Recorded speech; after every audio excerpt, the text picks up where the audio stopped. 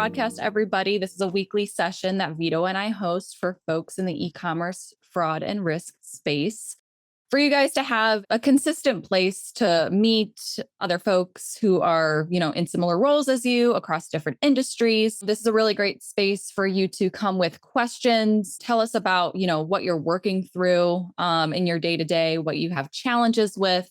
Really great place to bring questions and get some answers from your fellow fraud fighters in the room. We talk about different topics, some trends that we're seeing in the space, and how you guys can tackle those things. If you have joined us before, or if you are new, please drop your introduction, your name, title, company, maybe your LinkedIn to connect with others in the chat so that we know who we're talking to. If you're able to be on camera with us, please do. We love to make this feel like it's an actual conversation. This isn't really a webinar where we're going to be talking at you the entire time. This is intended to be a conversation.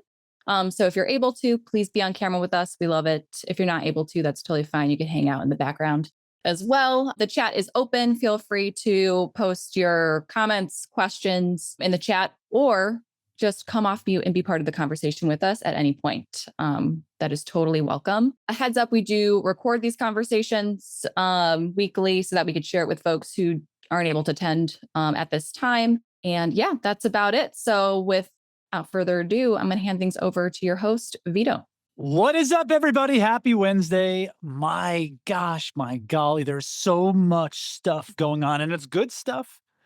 Shelly's back. That's great stuff. We got Jack Novak in the building with Emma. What's going on there? It's like the old band's getting back together. I love seeing my buddies, Ryan, Jared, Jeff, Ben, Paula Zon's in the room. Bradley's here. Lynne's here. Y'all are here. Taylor's here. Maria Tong is in the building. Becca's here. Phil is here. We're all here. I love it. I'm so excited to show you what I've got today. We have a special cameo from a big time celebrity. We're going major here, my friends. So, couple new segments for y'all. Come off mute at any time because there's a lot to talk about here. Couple new segments. Great news involving great people. That's a good segment to have in this world, I think, right? I think my buddy Jeff Frank would agree. A great segment to have in this world. You've probably heard the great news, my friends.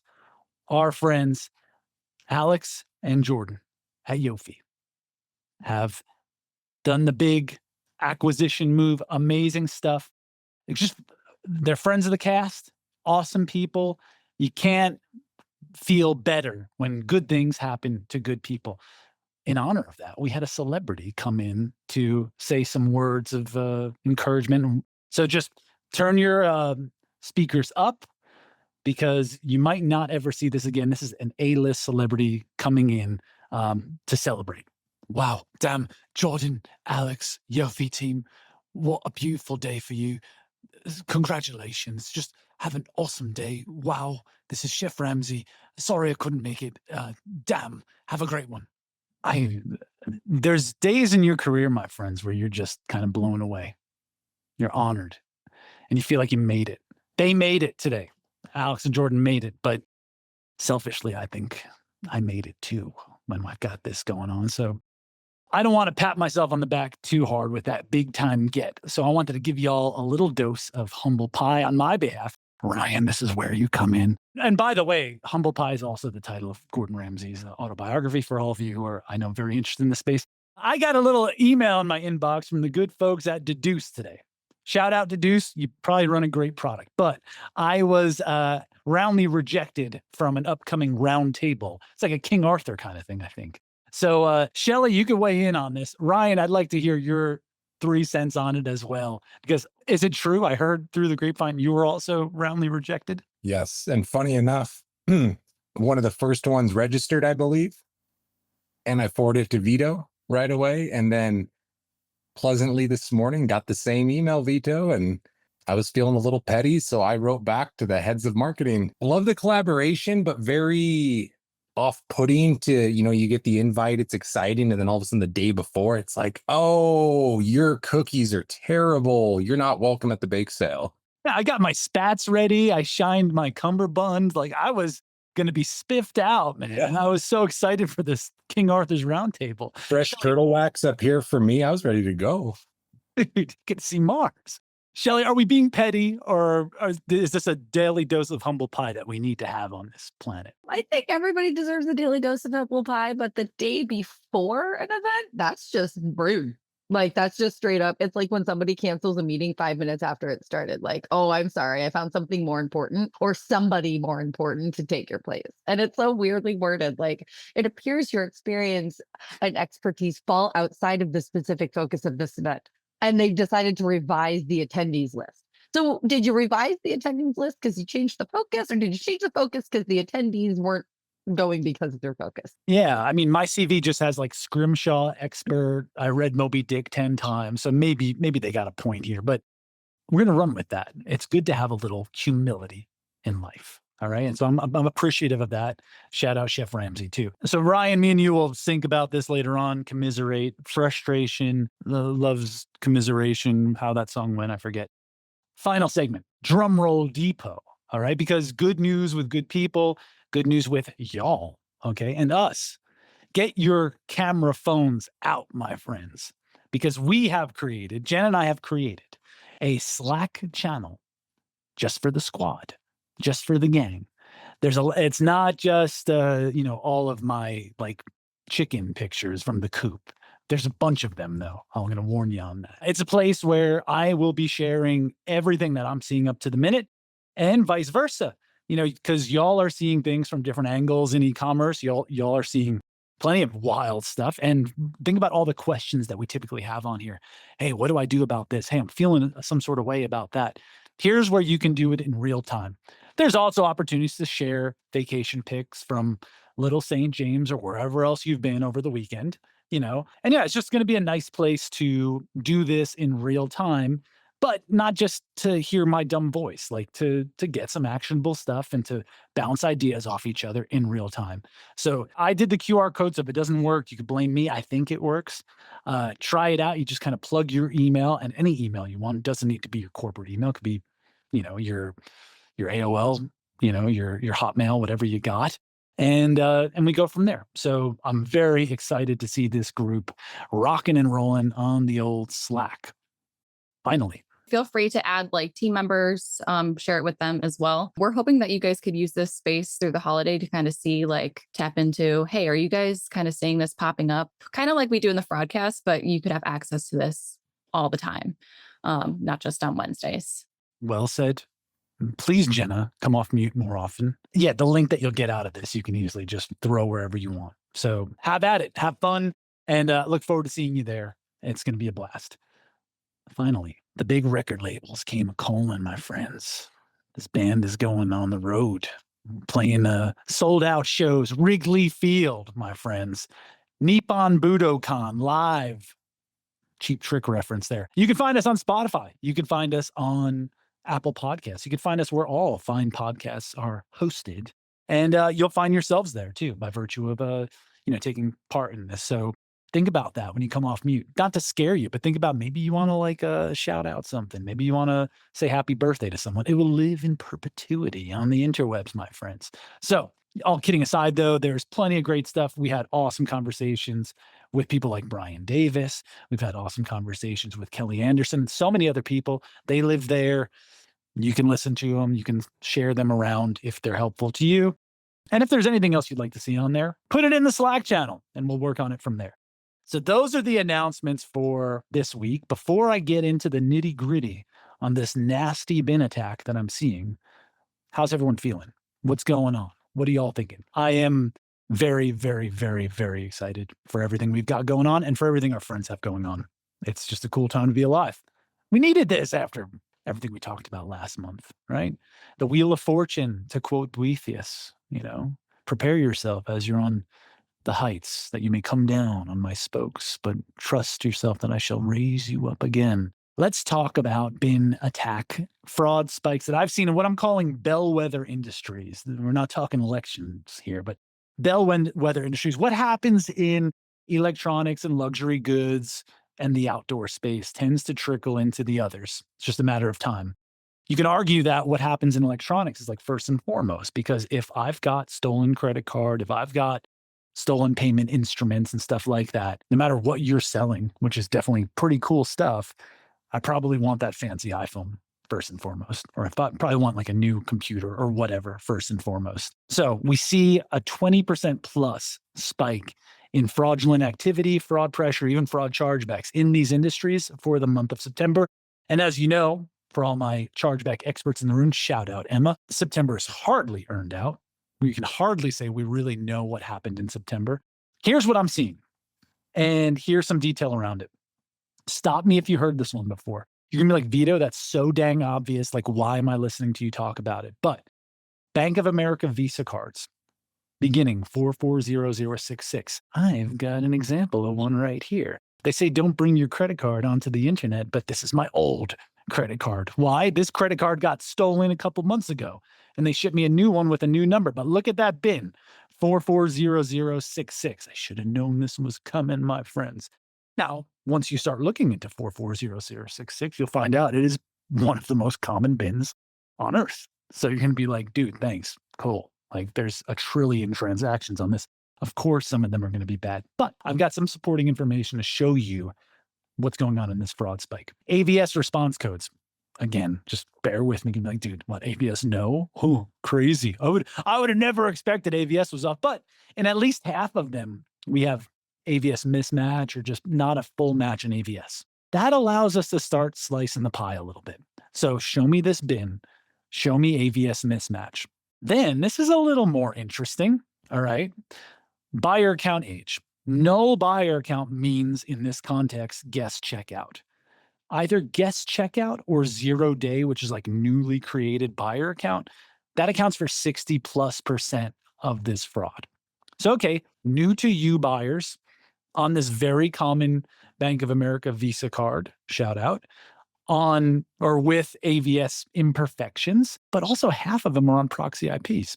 A little callback to like, I don't know, what was it, March or April, Jenna, where we did like a whole episode on Apple privacy proxy stuff. Like, look, almost 4.5% of it is on that proxy IP that Apple gives out, that consumer IP. So half of it isn't on your vanilla ISP. 60% of it is on a net new to you buyer account. Half of it's got bad AVS information, and nearly all of it's on this Bank of America bin. So what do I do about it, right? What can I do about it? Why should I care? Great time for experimentation. You don't need to be thinking about rules. Do not think about rules, especially as we get into the high holy days of e-commerce. Don't be thinking about rules. Do a little experimentation on your existing stack. See what you've got going on with these conditions. Screenshot away, my friends. I'll put this in our Slack channel. Look at that. Man, we're rocking and rolling. It's like Zima and Pac-Man video games up in here. We are 21st century, my friends. Take a look at this bin. Combine it with first-time customer data. Combine it with AVS failure. You've taken a huge pie and made like a slightly smaller, but still pretty big pie. All right. You can do other kind of tricks where take this bin and maybe at your riskiest, your P95, like your most dangerous 5% order value, maybe add where shipping and billing are mismatched. Maybe add where you've got like a brand new buyer account. Reduce that huge pie to a slightly smaller one. I like this one at the end a bunch. Take that bin and look for cards that have been declined often in a short period of time. Last 5 minutes, last hour. Maybe you can see something there. And once you get those big populations, my friends, remember the method, okay?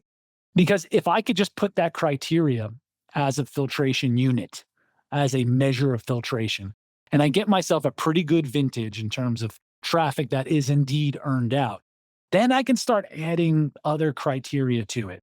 I added buyer account age here, but this is kind of just like a demonstration. You can add order channel. You can add SKU categories.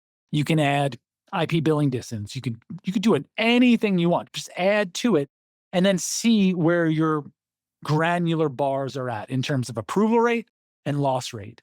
Maybe you've got a very low approval rate with a very high loss rate for one of these bands. Okay, there's a lot of fraud there. And it's going to allow you to get even more definable about what that fraud vector is. Conversely, maybe you've got a really good population here where you've got a moderate approval rate with very low losses. Maybe you want to take on more risk there because you notice that it doesn't bear some of these bad signals. Maybe there's AVS yes and some of this or something else. Just use it as a starting point for experimentation when you look at your traffic and then start to say, how do I tell a story around the bad? I can't just say, hey, boss, Bank of America Visa is very bad. And be like, yeah, that and $1.25 gets you the Sunday Times, right? But if I can really get a little more granular, add a few more points in, thinking about the customer journey, thinking about your bespoke customer journey, thinking about your own predispositions toward what's good and what's bad. Maybe you have a hunch that a certain group, a certain buyer group, a certain signal is indeed bad. Test it out here. Maybe you're right. Maybe you can say, oh, actually, things have shifted to this channel that I didn't think about before. Or we traditionally thought mobile was very safe and now it's not so much. Or we traditionally thought web purchases through the mobile browser were dangerous, but they're not so bad. Vice versa. Just let it be a launching point, because I'm telling you, my friends, the tide is cresting as regards these very simple signals, and you can use them to prepare yourself, or at the very least, prepare your story. Those are my tips for today. And this guy, you've seen a bunch of him. Control what you got, control what you can. This is not going to be a zero-sum game. Stay away from the rules. Please just stay away from the rules. You don't want to just block all of these bins. You're going to be in big trouble. But get a better understanding of what you can, because the insights that you'll get will turn into action. Those kind of cross-threadable moments. The Susie School of Communications comes into play here. Do something like that. What do you think about that? Has anyone seen anything wild like this? Is anyone feeling like the pressure of a bin attack or anything like that? Is your wild perhaps even wilder than the wild that I'm putting out there? In the gift card space, we see bin attacks all the time. So it's incredibly common for us. Paula, walk me through that, because I think when someone experiences their first bin attack, their inclination is going to be block that bin. But obviously, that's not the way to do it. What kind of goes through your head when you start to feel like, okay, this bin has been targeted, it's out there, it's a bad bin? What do you start going down when you feel that? There's going to be other behaviors that you're going to look for. Things like how long were they on your website? What are they purchasing? Because usually when they come in with a bin, they're going to hone in on something as well. And just for some reason, they know like these bins have, and sometimes you have some that have very high decline rates, and then some that, that issuing bank is approving everything. So, and oddly enough, actually, we just got a bin attack with HSA cards. And of course, they got declined because we're not an HSA eligible purchase. But, that's just well enough that, we know that people are buying cards in bulk. And sometimes even you look at it, you just know that it's not good. But there are other behaviors that to look for, what does their device look like? Dollar amounts too, because sometimes they'll look for certain stuff, or even they'll be testing your products with those cards too, because also that is one thing, is card testing and bin attacks kind of go hand in hand. So, but yeah, blocking the bin just straight out, is kind of a no-no, unless, you just know that, hey, this bin is a very small bank, or, in our case now that we got to start rejecting stuff that comes through as HSA cards because, haven't seen that. That's, I was getting tacos a couple weeks ago, and I went to pay for it and pulled out my HSA card by accident. And I was thinking to myself, like, I wonder if there's a play there. I wonder if there's like some sort of manipulation at the POS or at like the chip reader, like without making you go down some sort of, well, if you want to go down a rabbit hole. Yeah, it actually shows in the payment gateway if it's an eligible purchase or not, or if it's a known like eligible merchant. And then it will actually show a specific code that says that the, issuer or the program provider of that HSA product should verify that it's an eligible purchase or not. So yeah, it's similar to like purchasing cards and, level 2 and level 3 processing that people see in the B2B space. That's amazing to me too, because I feel like if they're trying to willy-nilly run HSAs, then they've just got, and correct me if I'm wrong, they just got this massive spreadsheet of all of these card numbers, and they're just like, run them, run them, run them, run them, run them. So if I'm seeing HSA cards come through, I could probably imagine that they've got hundreds of thousands of other cards, and this is just part of like a pretty broad attack going on. Oh, absolutely. And even, just anyone who is, gone on the dark web and just kind of, honeypotted by saying, hey, what are they purchasing? You'll see things like HSA cards, because they tend to have such a decline rate, because those issuers know, like, unless it's a drugstore or the merchant category code comes back as a dentist or a hospital, that likely it's not going to be a valid purchase. So, when it comes through as a retailer, they're going to be like, hey, what was this purchase? So, What do you got going on there? Now, Yeah. maybe my dentist needs to start selling tacos. Just do the business idea, y'all. Maybe we bust this banana stand for once and for all and get into the real money. But Paul, I appreciate you being on the hot seat, which in many ways was a cool throne for you. So thank you for that. Always with the latest and greatest on card trickery, because I have to shout out my friends like Paula who are in the gift card space. I do not think for the life of me that there is a more difficult space in e-commerce because of the invisibility on top of invisibility that you've got there. You really need to be able to see through the signals in a way that we have a lot of luxury in the physical goods spaces, because we need an actual delivery address. We need some physical things that cannot just be spoofed. What do y'all think about this? I'm here for you. Ryan brings up bins, CCs, and verified fulls are still the hotness across some dark web forum. Yikes. Lots of tutorials on the dark web on how to exploit. Ryan, I will add there. Some of my friends are on the call. You will remain nameless because I don't want to give away where this is happening. But I was looking around the dark web the other day on Scope Now, and I saw that they're giving away guidebooks, not just on how to defraud people through stolen credit cards. You've seen these before. CC, the Card Pro blog, we've talked about it before, where they say like, yeah, just hang around for like 10 minutes at checkout so they don't think you're on a bot, and then you'll really get them. It's like putting the, it's like, what is it? When Scooby-Doo puts like people on his shoulders and you get that big trench coat, like that's their style. But I was, rocking and rolling on the dark web there, and I found a guidebook on how to best scrape certain websites, to best access their APIs, and to really just kind of play with their servers, which is wild to me. And it was just wide open. So what else kind of are you seeing out there in the darkness, my friend?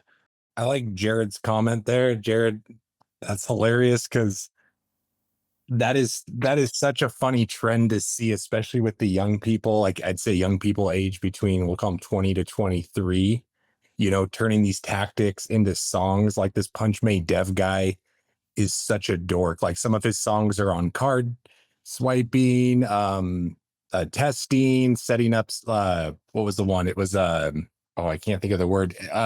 Like just stuff like just horrible, silly, ridiculous things. And then the fun part that I found that might be helpful for like some sleuthing is that he gets popular and someone decides to put a hashtag next to his name. And then everyone's tagging all their illicit criminal activities to this hashtag. And so you can quickly go on and see everyone that's talking about this Punch Made Dev. Yeah, that's a great way to make some quick cash. Thank you for telling on yourself. Like, I appreciate you. I'm going to preserve that, memorialize. Yeah. Oh my gosh. Yeah. This guy's a knucklehead. This is just sound investment. I think this is this is what happens when you just play the entire market, the S&P 500. Don't go for an individual stock, my friends. Play the entire market, SPY, VOO, and then you will get this. I'd recommend, Vito, for those that don't follow him, Brian Krebs on Security has two amazing articles about this guy. The initial story where he started seeing this proliferation, and then the follow-up to where one of the songs actually got this kid in trouble. So really good information on that if you're interested. Krebs is GOAT, full stop. I mean, the guy's seen it all, done it all. I think he was under attack like a month or two ago. Krebs is GOAT. I'm sure almost everybody here reads Krebs on Security. Krebs is GOAT, but I love this kind of stuff. But I also kind of hate this kind of stuff, right? I saw one where someone had like a gold-plated like card swiper, just kind of wild. And that's for the sociological podcast, I guess, and we could devolve into that here too. But yeah, Ben, I see you laughing. Does this are you getting a kick out of the old Punch Made Dev here? How are you feeling about this? Are you feeling this kind of pressure by you? I know you've seen some weird bin attacks in the past. Yeah, we had probably a bin attack probably 2 years ago. It seemed like all the cards were coming from Bank of America. And so now that you kind of are talking about that, I kind of want to go back and just double check the data to see if there's anything else we can look into.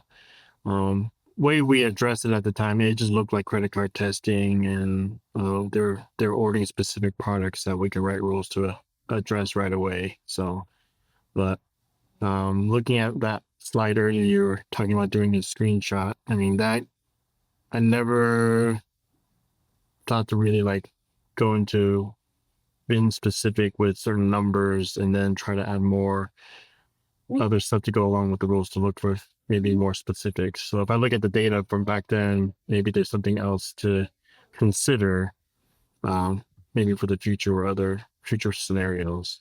I love it. We're going to call that the Zon technique. Paula, you got TM'd here. Zon technique, take the bin, but then start adding a whole bunch of other stuff around targeting, around user experience, around all others.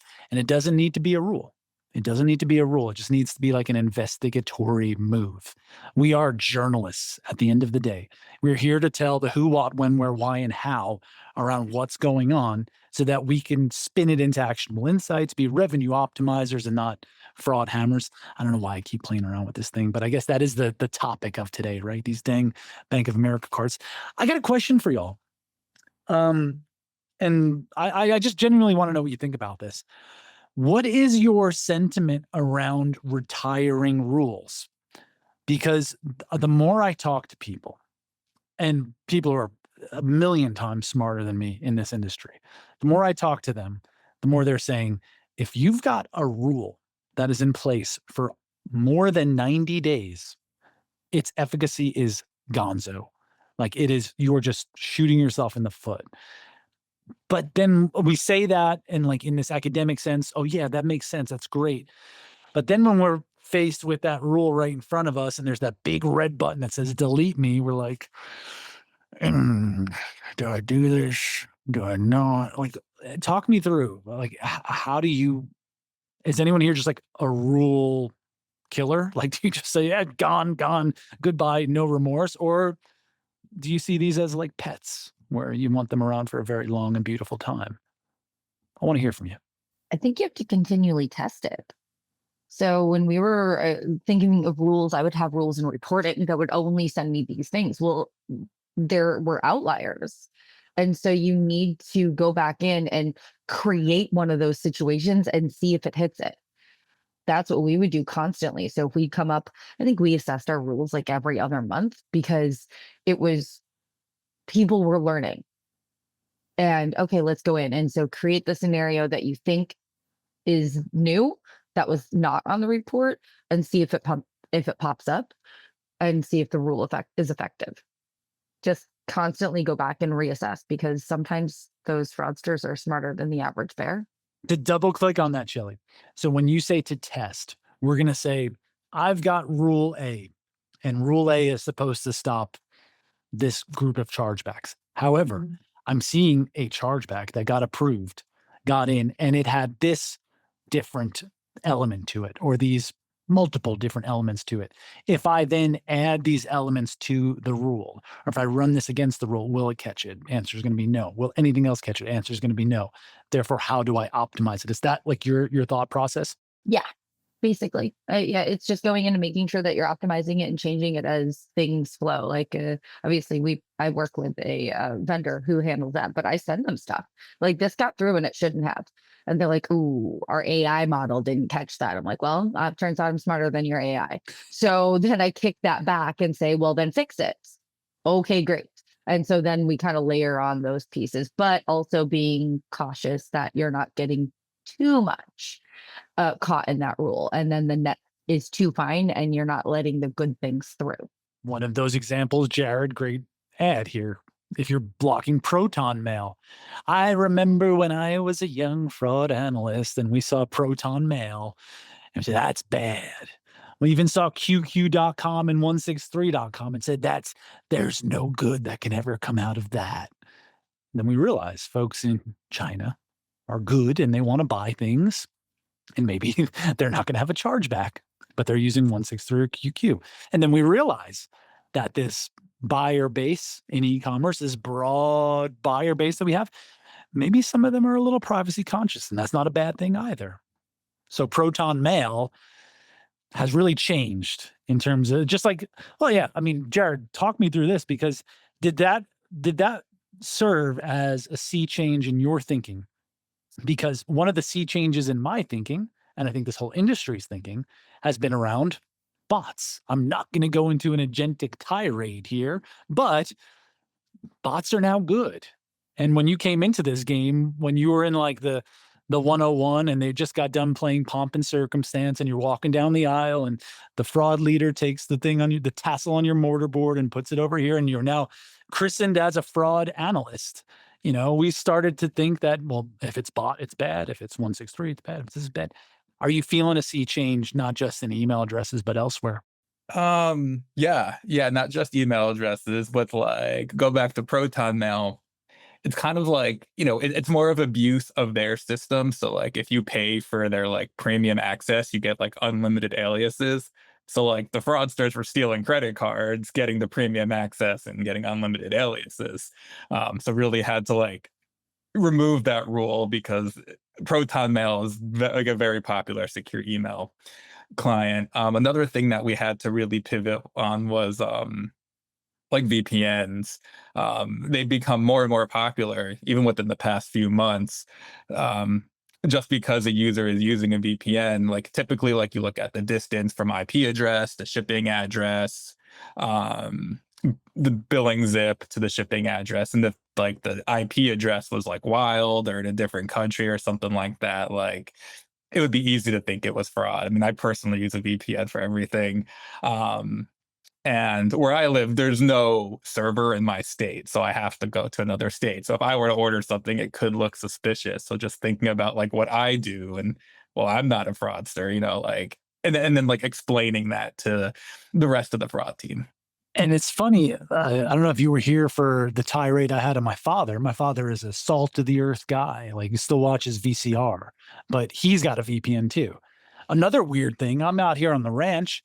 I don't have a VPN, but I've got this kind of like rural area email. I work in this industry. I know what I'm talking about. This rural area ISP. And sometimes when I get like step up on my iPhone, it's like, you're trying to access this from Toronto. You're trying to access this from Chicago. I'm in Texas, y'all. I ain't over there. So yeah, it's like acting as a VPN, or like it's very far from where I am. So this goes back to the Zon logic, right? These single signals, we called this, Jenna, remember many months ago, it was the death of single signal supremacy. Try saying that one 10 times quick. These single signals are no longer enough for us to run off of, but we have to add, and Ben, this is what we're talking about, we have to add 5 or 6 other conditions just to get us in the ballpark of bad. So yeah, it's got a VPN, but so does everything else. Yeah, it's on this Bank of America card, but so is everything else. Yeah, it's on a new buyer account, but so is everything else. But that everything else gets smaller and smaller and smaller. And then if I run that against a segmented look at regular buyer activity, like order channel, like SKU, like order amount tier, then I can see, okay, well, if it's doing these very common things, but it's going after this or going in this way, I have an elevated loss rate. It might not be the be all end all, but there's more risk here in this band than in this other band. Tell me if that sounds like hoodoo voodoo, or if that's like, heck yeah.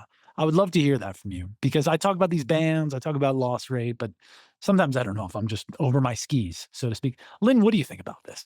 So we just recently switched platforms, and I haven't set up any rules yet. And that's one of the things, I'm being very cautious on how we move forward in establishing some of those things, because we had the situation with Proton Mail a few years back, or a specific product, or, I just don't want to get too narrow and then block things that I really don't want to block. So moving very, very cautiously and slowly forward. And that's good. That's great, because, you don't want to jump into a world where you're declining 20% of your traffic, or worse, You're declining the CEO's daughter. That might be the worst thing that could ever happen, right? However, before we even think, and Lynn, last thing, I know the finger holding thing, I appreciate it. If you could do one more finger hold for me, I just want to hear, do you feel confident or comfortable enough where you can look at your order population in a way that is going to be broken down to the extent that we're talking about breaking it down? Like, show me every order that's using this bin, that's on a new buyer account, that's got a VPN. I almost said VPN. VPN. It's got a VPN attached to it, and it is acting like the high hog at the trough. Do you feel confident? Sorry, Lynn. I'm losing it. Do you feel Actually, confident? yes, I do. I definitely do. We, that's what we consider our starting point, our kicking off point is okay, we've identified this one thing. Okay, that maybe it's good, maybe it's not. And then just continue to narrow that down and look at a few other data points and factors and IP addresses and distance between billing and shipping and is it a new customer? Is it a guest checkout? It's definitely all things that we take into consideration and really try to make an informed decision before we cancel or block something. Last question I got for you, Lynn. Is this something you enjoy? Because when I hear you talking about it, I hear like a Sherlock Holmes type. I do. I love it. Sense that. Yeah. I love doing the research. I love doing the digging, and I love stopping them when we do find it. And that's Like a the point of best feeling. pride. Like, ha ha ha! I want to go knock on their door and say, "What are you doing?" Wouldn't that be cool? That would be No, probably not. Yeah, we got to get a different The task. thought is good, but We'll leave it at that, right? I really appreciate you sharing that, Lynn, and I appreciate all of you sharing all of this. It's just nice to have a little chat today. And welcome back to Shelley and others that we haven't seen in a minute. Love seeing all of you. I really invite you, and I ask, but I invite. I just know something good is going to happen if we start adding some of this stuff into Slack. Because as much I love the Fraudcast, I love being out here, I love talking to you every Wednesday. But think about what Lynn just said. We all love the hunt to find it, to sleuth it out, to put two and two together and be like, gotcha, Buster. Like, not on my watch. I just have the sense, the hunch that if we're sharing these things kind of in real time, saying, hey, look out for this bin, or hey, look out for this weird little, trick that I'm seeing with this, that, and the other thing, our jobs might get a little easier and even more enjoyable, because there's nothing like a tip in this world. You get a little tip off, a little scent on my dogs. Once he gets to nosing, he's gone, and I'm kind of like that. So I just look forward to seeing you out there.